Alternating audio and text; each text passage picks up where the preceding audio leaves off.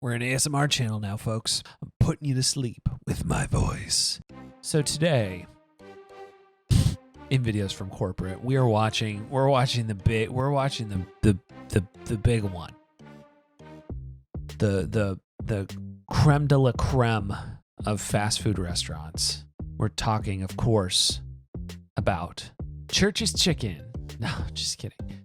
McDonald's. We're watching a McDonald's employee training video from 1992. The title, and I'm not making this up, the title of this training video is Doing Whatever It Takes. Let me repeat that.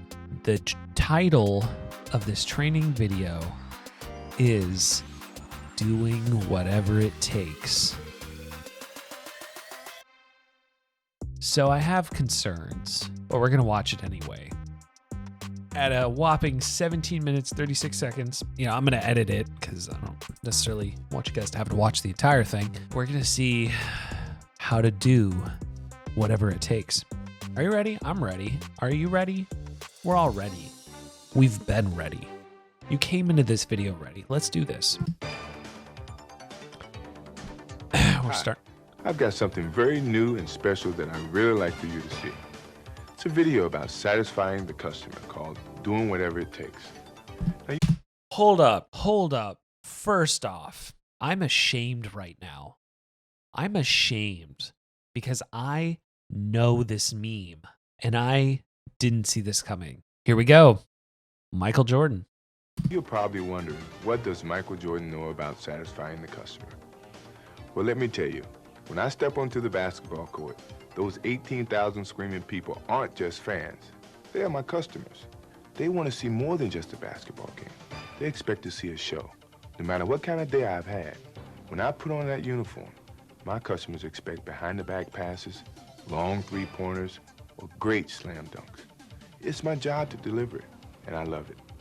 When you put on your McDonald's uniform, your customers want more than just quick service with a smile. They expect to be treated as a guest in your home. And if you hadn't had the greatest of days, it's up to you to put on a show and do whatever it takes to satisfy your customer. The video you're about to see will show you the difference between good service and great personalized service we all must give our customers.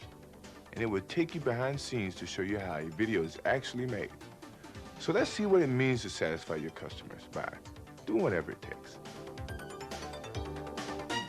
For real though, I wonder how much money he got paid to do this. That was how much time was that? That was a minute. He had to sit in a chair for a minute. I bet he got paid buku bucks in order to do that. Also, dude, this is taking place in a freaking McDonald's. I'm excited. This is great. Let's go. Tape's rolling. Everybody set?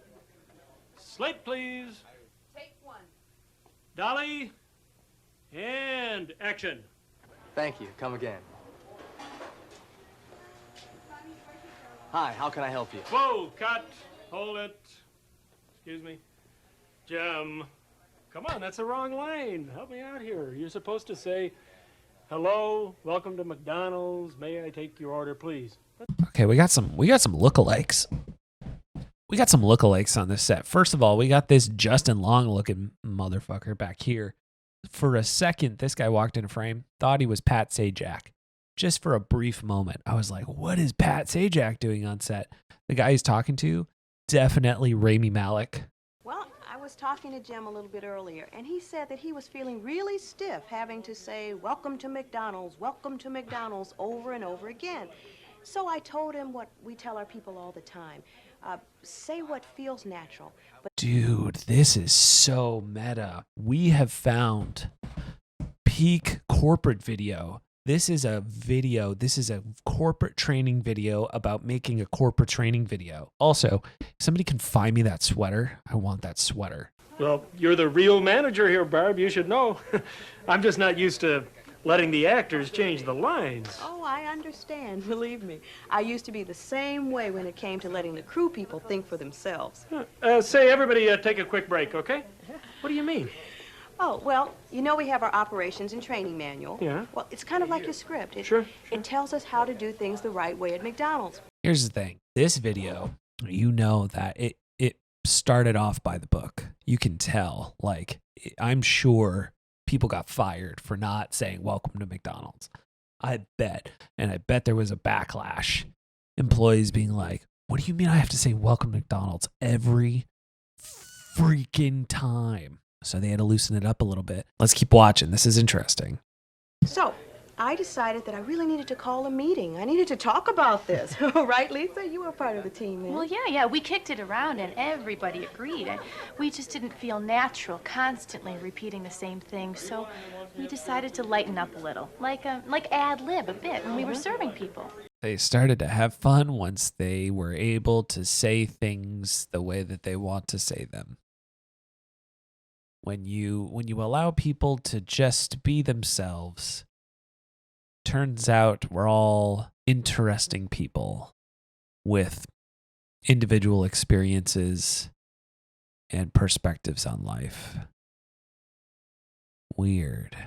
But I just don't want to violate any McDonald's operating procedures. Oh, well, no, don't worry about that. Our procedures are mostly in the areas of work routines and methods. And those have been developed throughout the years to make us work more efficiently.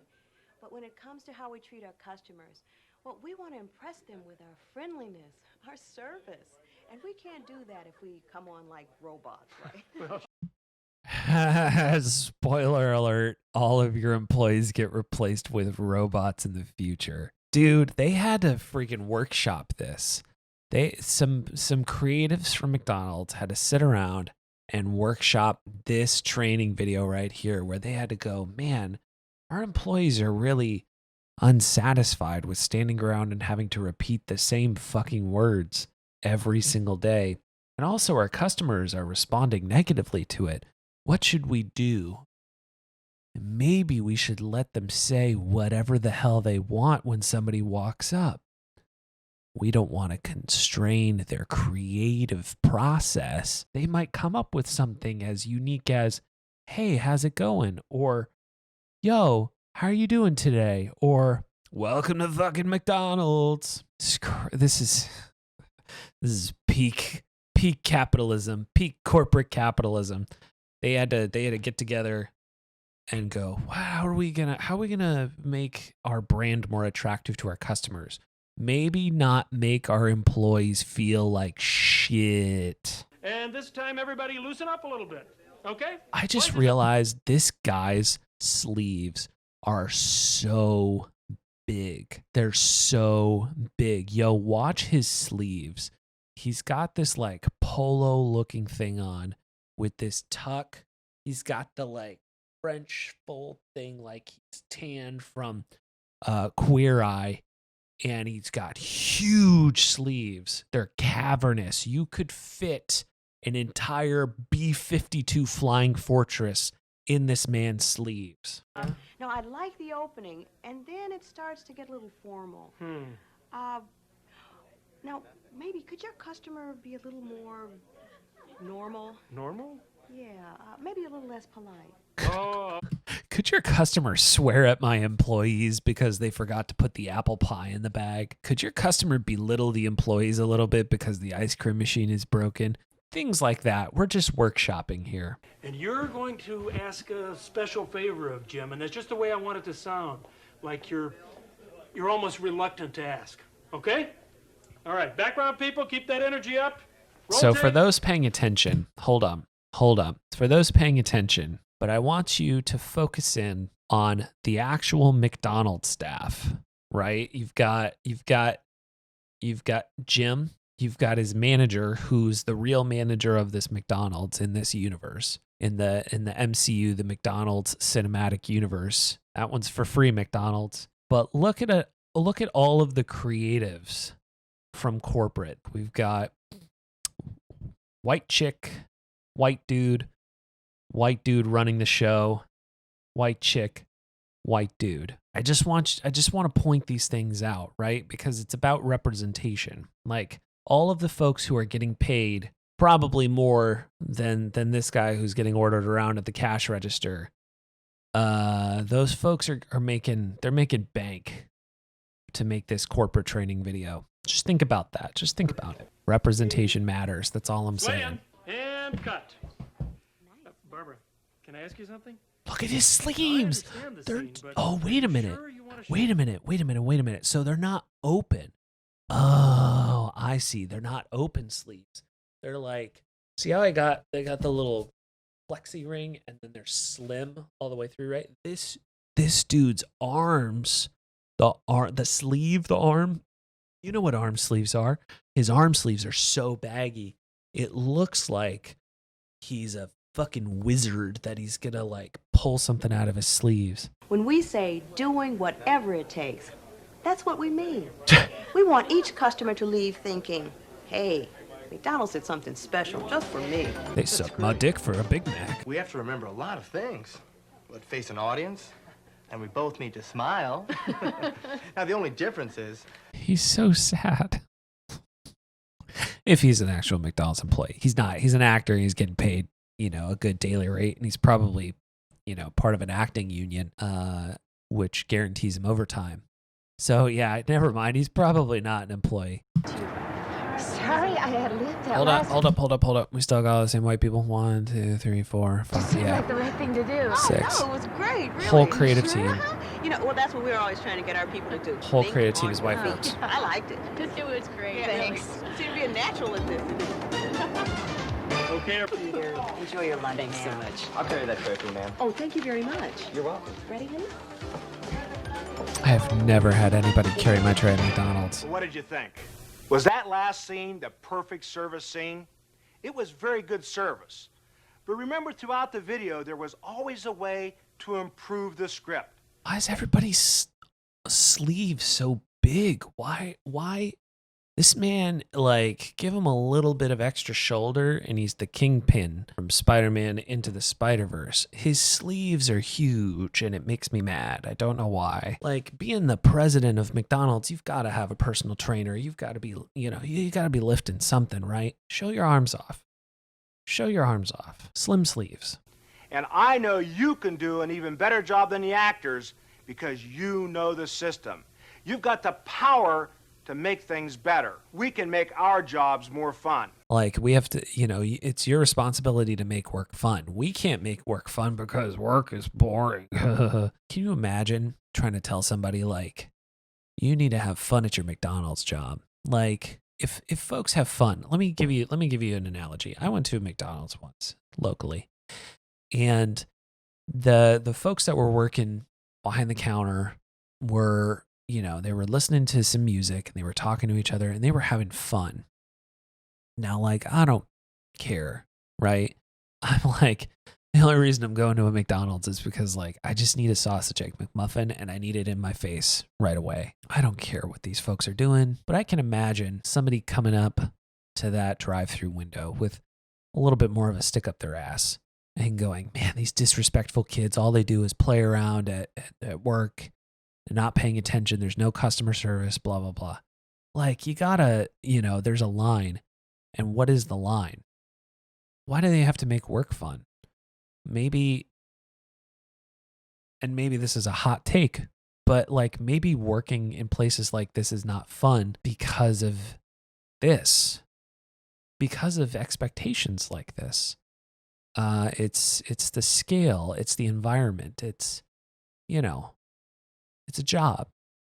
It's a job. Some people, it's their first foray into the work environment. And, for them, I really hope that they understand that this is not how all work is.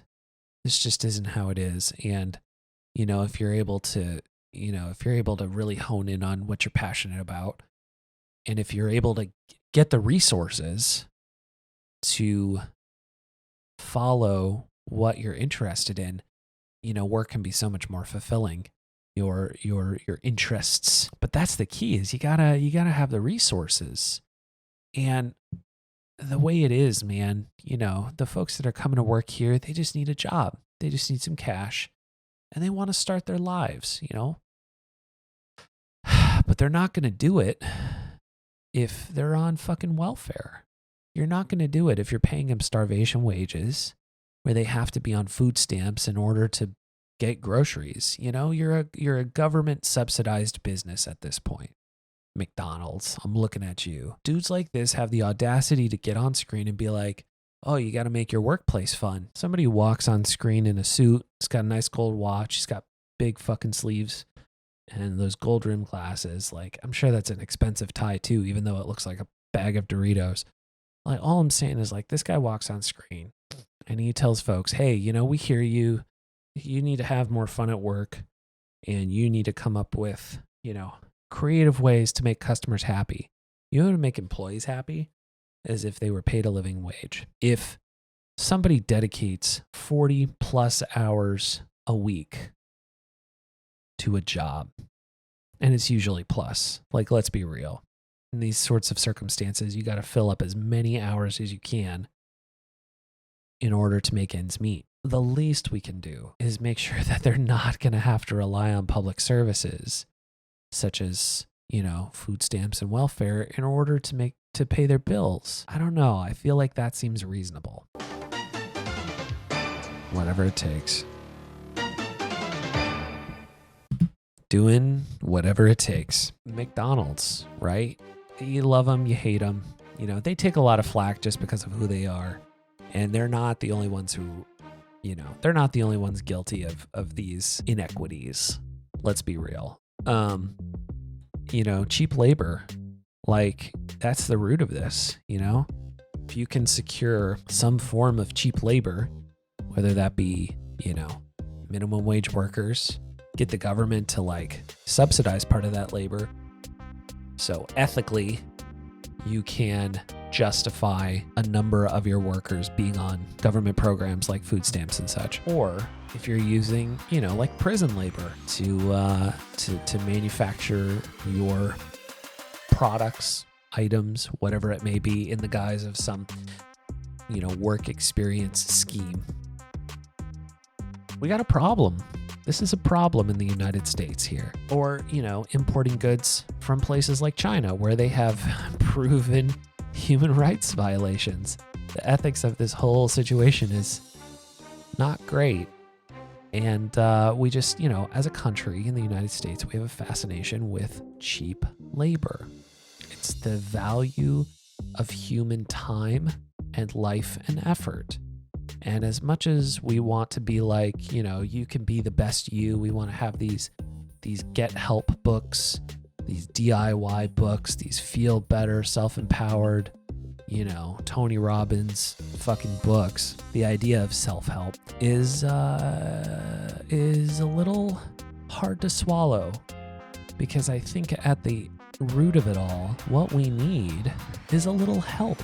Some folks can't help themselves, and that's just the situation that we're in. I'm talking in platitudes here. I understand that in order to get out of a hole, you know, especially if you get yourself in that hole, or so they say, you got to get out yourself. This whole, like, taking care of your neighbor and caring for others and the poor and the downtrodden and, you know, all these things that America stands for. You know, I've been in positions in my life where I needed help, and thank the Lord that I have people in my life that were able to help me. For real. I would not be here where I am doing this dumb stuff if I did not have people in my life to help me. And for that, I'm forever grateful. You know, I was thinking about this the other day. I was looking at a photo of myself and my daughter, you know, at a really, like, low time in my life. And I remember that photo, and I remember that time in my life because it was when I had nothing. There was nothing. And, you know, at that time, I needed help. And I was able to get it. And now, like, I'm here and I'm stable and we're doing all right and things are looking up and it's positive. But the only reason I was able to do that is because I had help. And it's not fair or genuine to tell people to pull themselves up by their bootstraps when you yourself needed help in order to get to where you are. Not everybody is in the same position. Not everybody is fortunate to be born into a situation in which they can pull themselves up by their bootstraps. You know, that's kind of the crazy thing about all of this is, like, you can't choose where you're born. You can't choose your upbringing or your lifestyle. You can't choose your parents, you know. might be born in a situation where your parents are terrible alcoholics and they are abusive and verbally and physically, and like that's just who you are as a child, and that's how you're raised, and that becomes part of your DNA. That's what you're going to experience as you grow up. And like, you think about that, you get years and years of that, it's going to be real hard for you to see anything outside of that. It may be hard for you to, it may be hard for you to see real love and caring compassion because you've never seen it before, right? So just remember that. Just remember at the end of the day, just remember that we all come from different places. We all come from different situations. And, compassion is not weak. Compassion is quite the opposite. It's quite the opposite of being weak. It takes a strong person to be compassionate because it's easy to not like somebody. It's easy to be like, fuck that person, right? This is something I struggle with. This is something we all struggle with. But I've definitely done this too. It's hard to rein that in. It's hard to stop.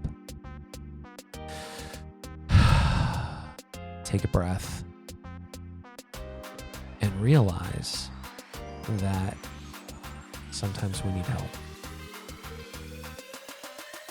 This got real deep, guys. This was supposed to be a training video. Thanks, McDonald's, I guess, for bringing this all out in me. Bummer alert. Thank you, everybody, for watching this. I appreciate you watching. I appreciate your patience and your attention. Drop a like on this video if you liked it. If you didn't, don't drop a dislike. If your silence speaks volumes, right? Like you really don't have to be like, fuck this guy. Like if you liked it, hit the like button. If not, just go away and go watch something else.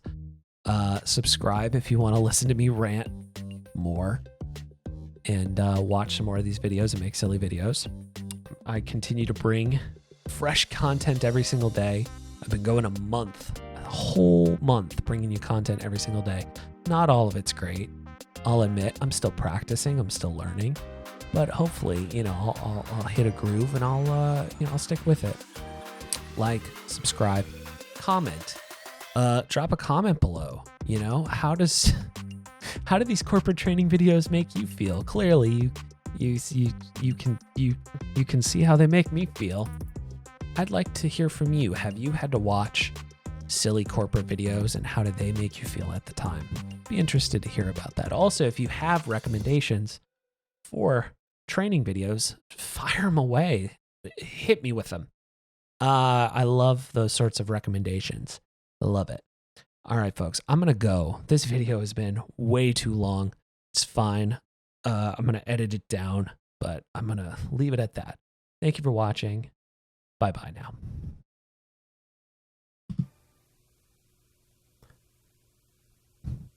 Please rewind the tape before removing from the machine.